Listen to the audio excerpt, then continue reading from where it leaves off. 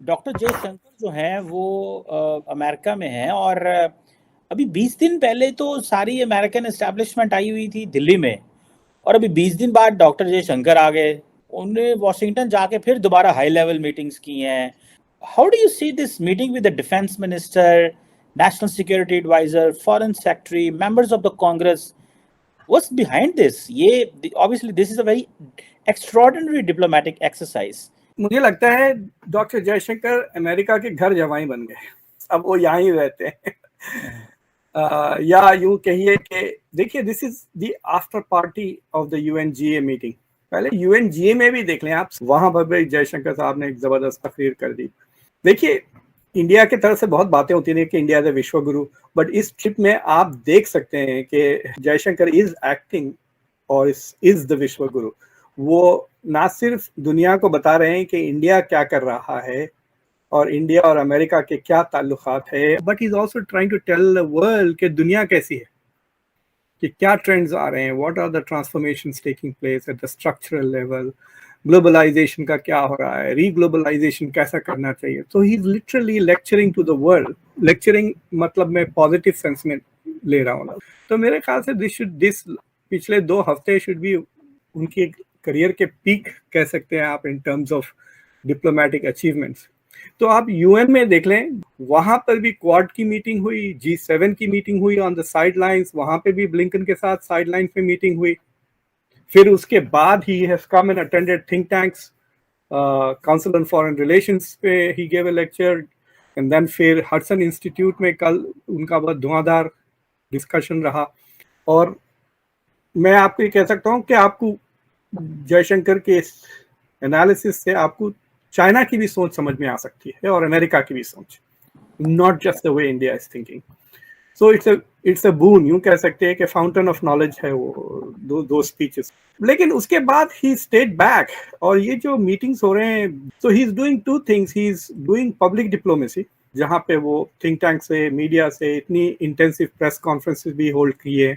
And then he is also doing the bilateral government to government issue. उनकी meeting Blinken के साथ हुई है, जो सेक्रेटरी ऑफ स्टेट है, जेक सलिवन के साथ हुई, जो नेशनल सिक्योरिटी एडवाइजर हैं, लॉयड ऑस्टिन के साथ हुई, जो सेक्रेटरी ऑफ डिफेंस है। मतलब एवरीबडी हु इज इम्पोर्टेंट वो बस आके, मतलब वो कहते हैं ना कि अपना ऊंट लेके आ रहे हैं पानी पिलाने के लिए। सो एक के बाद एक ही सिटिंग देयर।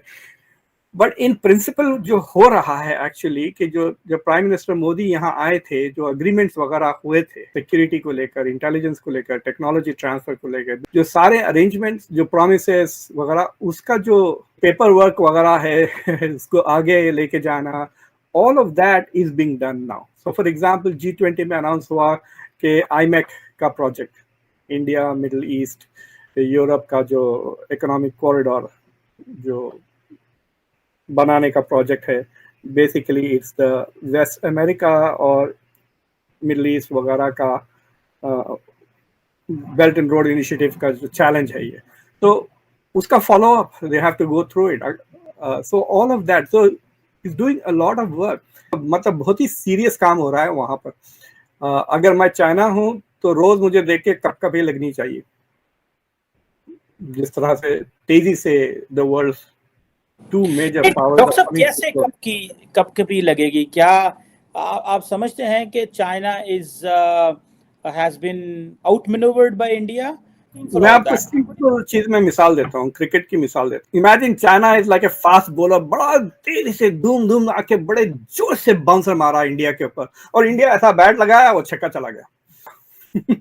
जो गलवान में जो हरकत की है ना चाइना ने, तो वो एज को लगकर वो छक्का जा रहा है, या ये जो नजर आ रहा है आपको, दिस इज अ 6। और फायदे भी हो रहे हैं ना। अगर आपने वो तकरीर नहीं देखी तो जरूर देखें। He said something else very interesting. He says कि अब अमेरिका और चाइना, इंडिया एक दूसरे से डील नहीं कर रहे हैं। They are not trying to deal with each other, they are trying to work together. मतलब I like the way he put it. जनाब, इंडिया के external affairs minister doctor Jaishankar ने पाकिस्तान पर सिर्फ बात नहीं की, बल्कि उन्होंने कुछ थोड़ी सी तंज भी की है, थोड़ा ह्यूमरस वे में भी कुछ सवालों के जवाब दिए हैं। हुआ कुछ यूं है कि अमेरिका में उनकी कुछ मुलाकातें रहीं, कुछ मीटिंग्स रहीं, इसके साथ उनके कुछ इंटरेक्शन हुआ जर्नलिस्टों के साथ, सवाल जवाब भी हुए। Again, without mentioning any names, somebody's asked, as we speak today, the situation in India's western neighborhood is deteriorating at a fast pace. A country could collapse or see unrest. How is India preparing for such an unknown event? In an unnamed country. In an unnamed country to the west of India. Look, today there are countries in different parts of the world in crises of different kinds. And we have a few proximate to us. We saw Sri Lanka, which really went through a very, very, almost an economic meltdown last year. And their needs were so immediate and so serious that we actually did the largest bilateral lending that we've ever done, which was we give them almost a package of $4 billion. The unnamed country to our west, which we are talking about, their problems are much more long-term. They're much more deeper historically in terms of distortions have been introduced into the natural progress of an economy.